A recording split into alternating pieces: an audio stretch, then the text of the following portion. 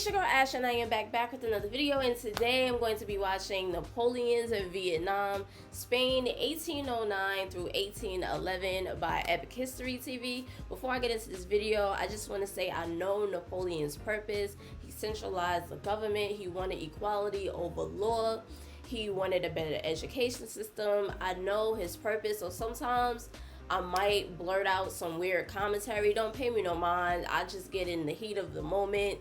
That's just part of my personality. That's just who I am on a daily basis. So please don't take certain things that I may say that's a little bit off seriously. I'm just having fun, okay? That's just part of my personality. Now, we left off with Napoleon winning the battle in Wagram, and now he's having issues in Spain. Spain actually gave him a run for his money. They fought back, and I guess they're fighting back again. Not sure how things are going to pan out, but we are about to find out. And if you guys would like to check out my other Epic History TV videos, the link will be up at the top. And if you guys haven't subscribed already, what are you waiting for? Hit that red button so you can be a part of the family. Don't forget to give your girl a thumbs up. Enough of me talking. Let's get straight into this reaction. Spain, 1809. This war was my downfall. He's talking about Spain, right? In 1809, Napoleon Bonaparte, Emperor of the French, was at the height of his power. He had just won another crushing victory against Austria at Wagram and imposed a humiliating peace treaty. But the war he'd started in Spain and Portugal, with his ill-judged invasion the previous year, continued to rage. Napoleon had placed his own brother, Joseph, on the Spanish throne, uniting a proud country against him. I like the fact that Spain fought back, because it's just kind of like they when you have your own beliefs and you believe in something and these are your people, why would you let someone come and take over? You know, so I kind of like the fact that they just didn't retreat. They actually fought back. I like that. I'm just going to be honest. I like that they fought back. His troops had dealt ruthlessly with popular uprisings while routing a succession of Spanish armies. In February 1809, Marshal Lannes overcame the heroic defense of Zaragoza in a brutal siege that cost 54,000 Spanish lives and 10,000 French. But still, the Spanish and Portuguese remained defiant. And 3 months after their escape from Coruña, the British were back. In April, Sir Arthur Wellesley landed in Lisbon to lead a small Anglo-Portuguese army. British redcoats would fight alongside Portuguese troops, who, with the help of British training, would soon prove themselves highly effective. 3 weeks after arriving in Portugal, Wellesley moved against Marshal Soult's Second Corps, which had recently taken Porto. Soult and his troops, preoccupied with plundering the region, had no warning of the British advance, and were soon in headlong retreat, back through the mountains into Spain. Wow. Spain is a country where small armies are defeated and large armies. Having secured Portugal for the time being, Wellesley planned a joint campaign with General Cuesta, commanding the Spanish army of Extremadura. On the 10th of July, the two commanders met at Casas de Miravete to discuss strategy. Relations between these two allies were not straightforward. Spain and Britain had a long history of conflict. The Spanish were deeply suspicious of British intentions in Spain. I mean, you really can't blame them for being suspicious. I would have been suspicious too. While the British had a low opinion of the Spanish army, which they considered poorly trained and badly led. Wellesley's request to take over command of Spanish forces was rejected, but the generals agreed to a joint advance up the Tagus Valley towards Madrid, to be supported by General Venegas, advancing from La Mancha. In the face of their advance, Marshal Victor's First Corps withdrew to Talavera, where he was joined by King Joseph and General Sebastiani's Fourth Corps.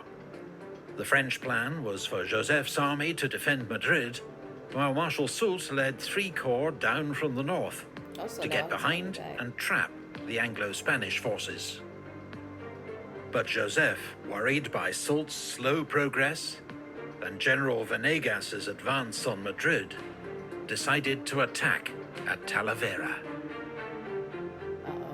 This video is brought to you by our sponsor, Curiosity Stream, home of more than 2,500 documentaries exploring themes such as science, technology, and the natural world, with exclusive content from the likes of Professor Stephen Hawking and Sir David Attenborough. And if you've already watched all our videos, they've got bags of history. This is the place to go for high-end, hour-long docs on Rome, the Middle Ages, the World Wars, space race, and much more. We've been enjoying Waterloo Hidden Traces, a great 1-hour documentary that uses the latest battlefield archaeology to gain fresh insights into Napoleon's last battle. Curiosity Stream is available worldwide, and an online subscription starts from just $2.99 a month. Use the promo code EPICHISTORYTV at sign up, and you'll get your first 30 days free. Thanks to Curiosity Stream for sponsoring this video.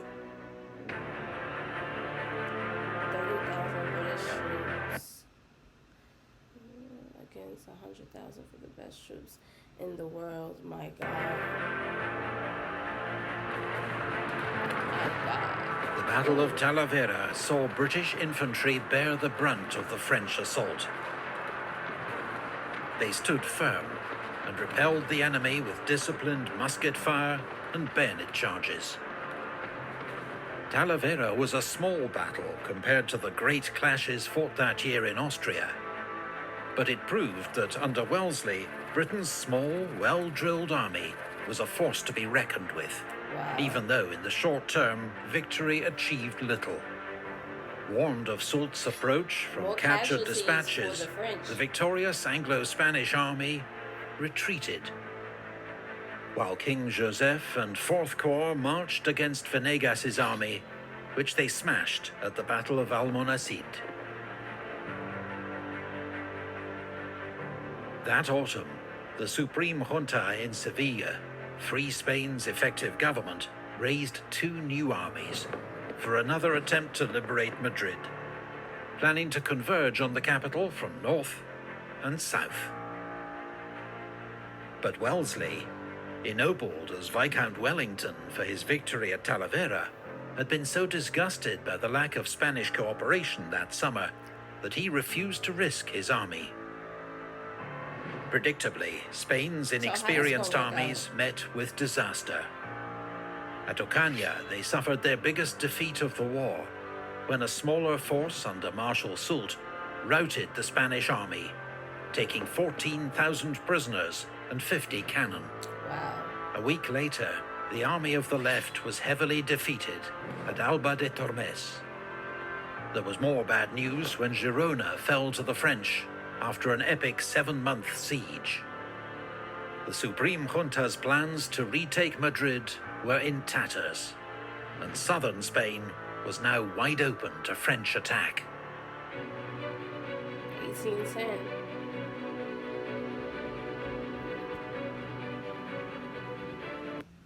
My object is not to obtain admission by force, but to dispense solution. I will arrive at a union of hearts.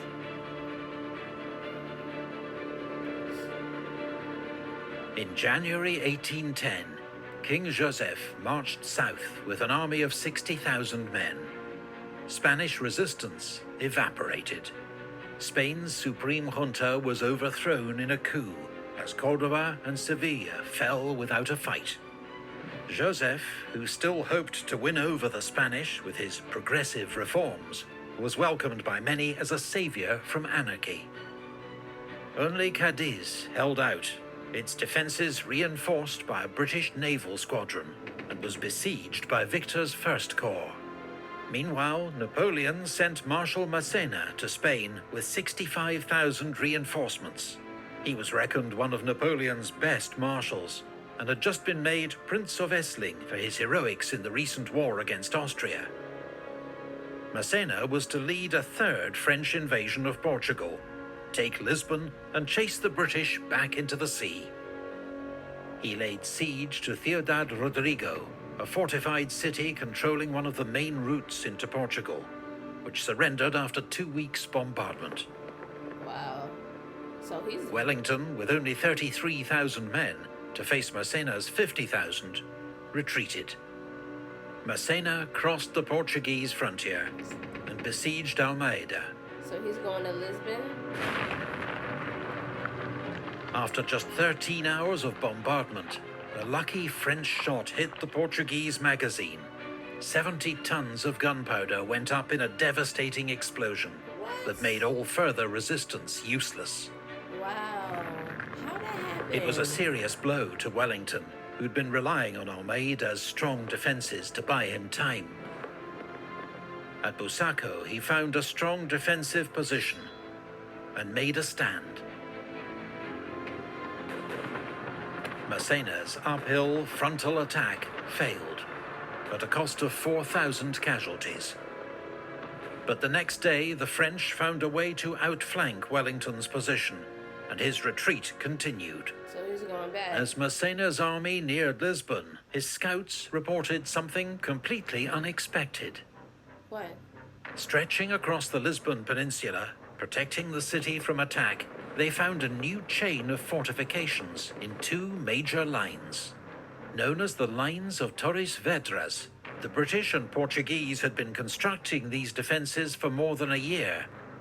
Now, the lines bristled with more than 100 forts, redoubts and batteries, manned by 30,000 troops and 250 guns. Wow. Massena soon discovered the lines were far too strong for him to attack. What's more, a scorched earth strategy had stripped the surrounding countryside of anything that might help the French. While Portuguese partisans attacked French supply columns as they struggled through the mountains to reach Massena's army. Massena faced a grim predicament. Starved of supplies, too weak to attack, unwilling to retreat. But throughout this standoff, it was Portuguese peasants who suffered most of all. Wow. When their villages and farms were burned, many took refuge in Lisbon, where thousands died of starvation and disease. Wow. That's sad.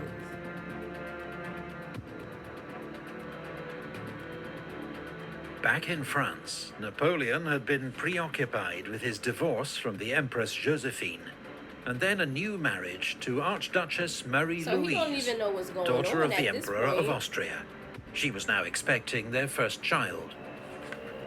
Nevertheless, from Paris, Napoleon sent frequent orders to his marshals in Spain and Portugal, urging them to take more aggressive action. But what about what's going on? But when these orders arrived weeks later, they were usually out of date and showed little understanding of the problems his marshals faced.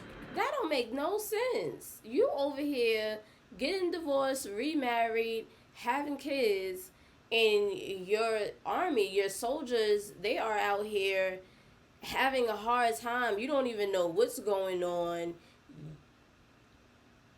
Okay, all right, Napoleon. He now ordered Soult, based in Andalusia, to go on the offensive to draw enemy forces away from Lisbon, so Massena could take the city. Soult laid siege to Badajoz, a fortified city that controlled the southern route into Portugal. When 12,000 men of the army of Extremadura marched to its relief, they were routed by Soult, after which the city tamely surrendered, giving up 8,000 prisoners and vast quantities of stores. I wonder if It was another heavy blow to Spain's armed forces. But remarkably, Despite such disasters and their many blundering generals, the Spanish troops remained willing to fight, the courage of the rank and file undimmed. They had heart.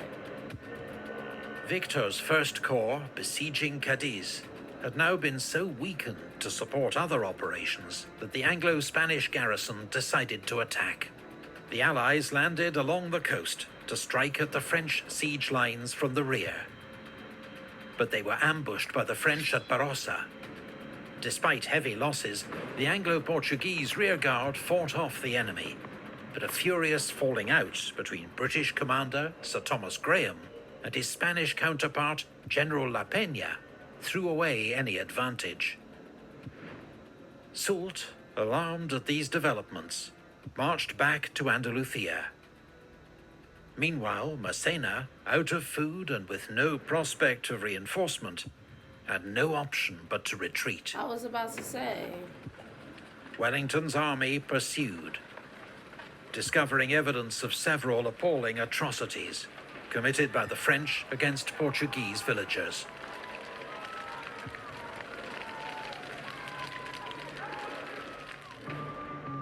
There were running battles with the French rearguard, brilliantly commanded by Marshal Ney, until he was sacked by Massena for criticizing his leadership. Having chased the French out of Portugal, Wellington besieged Almeida. Massena's army, now rested and reinforced, marched to its aid. The two armies clashed again at Fuentes de Oñoro. In 2 days of heavy fighting, Massena failed to break through Wellington's position to relieve Almeida. Why Massena, why he didn't send word back to Napoleon, you know, on what to do? This is what I don't understand. The fortress His fell the moves next are not week, making sense but to me. Wellington's fury, British bungling allowed most of the French garrison to escape. Massena had lost 25,000 men in Portugal.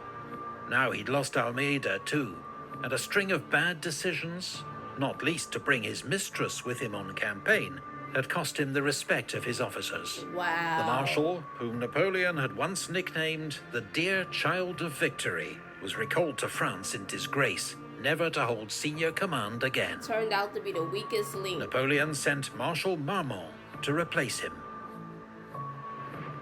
Meanwhile, Marshal Beresford, the British commander of Portugal's army, was sent to retake Badajoz with 20,000 British and Portuguese troops. When Soult approached with a relief force, Beresford marched to meet him at Albuera. It was one of the bloodiest battles of the war. Around 6,000 casualties on each side, with more than a third of the British infantry killed, wounded or captured. Marshal Soult declared, "There is no beating these troops, in spite of their generals. I always thought they were bad soldiers. Now I'm sure of it. I had turned their right, pierced their center, and everywhere victory was mine. But they didn't know how to run." Soult had been checked, but he was determined to save Badajoz. The newly arrived Marshal Marmont marched to his aid, and they advanced again. This combined army forced the British to abandon the siege. But when Wellington withdrew to a strong defensive position across the Portuguese border, Soult and Marmont did not pursue. French commanders in Spain had learned grudging respect for Wellington and for the steadiness of his troops. For now, the war in Spain had entered stalemate.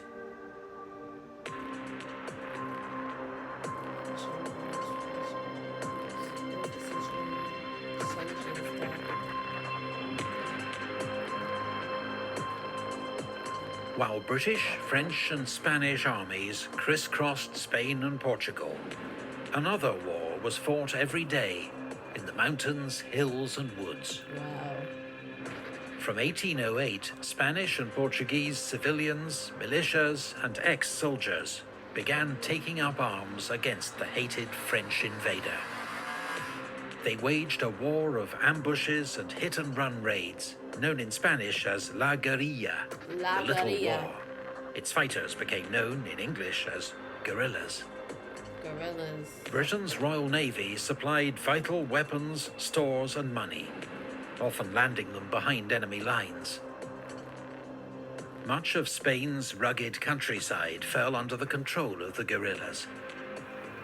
North of Madrid, Juan Martín Díez, an ex-soldier known as El Empecinado, the Stubborn, led a guerrilla band 6,000 strong. He's called the Stubborn? In Navarre, Esposimina, a former peasant, ran a highly organized band that caused havoc for the French, capturing convoys and couriers on the strategic Burgos-Bayonne road, and branding Viva Mina on the forehead of collaborators. While in the west, Julian Sanchez, known as El Charro, led the self-styled Lanceros de Castilla. El Charro himself wore a French hussar's cap, its eagle symbolically turned upside down. Wow. There were dozens more bands operating across Spain, though a few were no better than bandits, terrorizing I think that's when the eagle is turned upside down. That's kind of like a sign of you showing disrespect, right? civilians as often as the enemy. The guerrilla war was merciless, marked by hideous atrocities on both sides. A French soldier's greatest fear was to be taken alive by the guerrillas, who often tortured their prisoners before killing them. Tens of thousands of French troops were tied down by this people's war, guarding outposts or patrolling the countryside. The roads were so dangerous for French messengers that they required cavalry escorts of 200 men or more. Wow. Many still didn't get through, their valuable dispatches forwarded to Wellington, for whom they became an invaluable source of intelligence. The war in Spain would ultimately cost the lives of 240,000 French soldiers. As was typical in wars of this era, most died from disease, but more died fighting guerrillas than in battle against the British and Spanish armies. Wow. However, it was the twin threat, a This was well-led the regular biggest army under loss Wellington so far. and a popular insurgency, that left the French facing an impossible strategic dilemma. If their armies remained dispersed to fight the guerrillas, Wellington could attack. But if they concentrated to defeat Wellington in battle, huge swathes of the country would quickly fall to the guerrillas. This was Napoleon's Vietnam, or his bleeding ulcer, as he called it, a war that cost his empire an average of 100 casualties every day, with little prospect of victory. And in 1812, as Napoleon launched his gigantic invasion of Russia, Wellington and the guerrillas launched their own offensive that would turn the war in Spain on its head. Wow. Thank So you at to this all the point- Patreon supporters who make Okay, this. so at this point, I'm assuming Napoleon still doesn't know what's going on because his dispatchers, everybody's being either captured, killed, so the word hasn't gotten back to Napoleon as of yet. So he's kind of still in the dark so far. And this is kind of like one of the worst battles that he had so far. He lost a lot of men. He should have been there. He should have definitely been there. In Messina, I'm going to say he is to blame because he should have retreated ahead of time, and he should have sent word back to Napoleon about what's going on. That way Napoleon could have advised him on what to do, because Napoleon sending advice, not knowing the current situation, the current state of the battles of the war. So it's definitely his fault. 100% his fault. The gorillas are gorillas. Like, they don't give up. They keep fighting. That's just how. I'm disappointed. Now I'm disappointed because Napoleon doesn't know. It doesn't seem as if Napoleon knows what's going on. And he just lost so many men. He couldn't even give them advice. Comment down below. Let me know what you guys think. This is definitely starting to heat up some more. Comment down below. Let me know what you guys think. Don't forget to give your girl a thumbs up. And I'll see you guys in the next video. Bye, fam.